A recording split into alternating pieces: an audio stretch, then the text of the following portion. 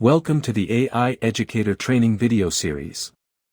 In this video, I am going to show you how to add lessons and sections to your course in AI Educator.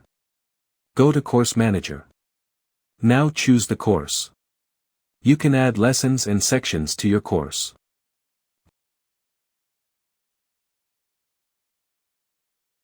For add a section, choose Add Section. Give the title of your section. Click on Submit and your course section will be created. To add the lessons to your course, click on Add Lesson and select Lesson Type. Click on Next and fill in all the required details like title, section, video URL, duration, and summary. By clicking on Create Lesson, your lesson will be ready.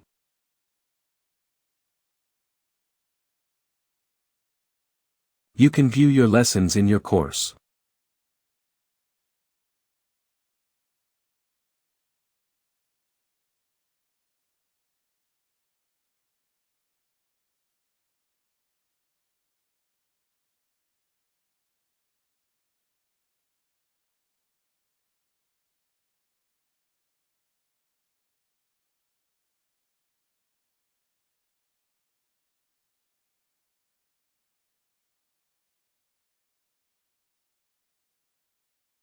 Thanks for watching the video.